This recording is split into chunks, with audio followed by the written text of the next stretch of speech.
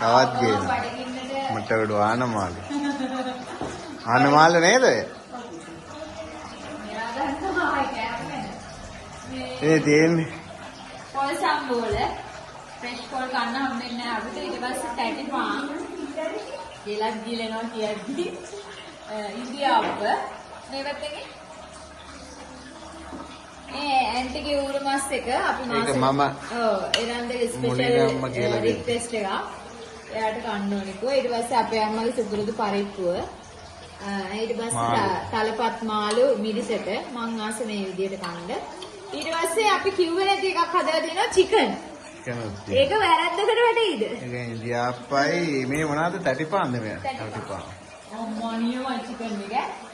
ඊට පස්සේ ඩෙසර්ට් එකට අයිස්ක්‍රීම් තියෙනවා, ගස් ලබු, කොබඩු ඕන එකක්. ආපු ගමන්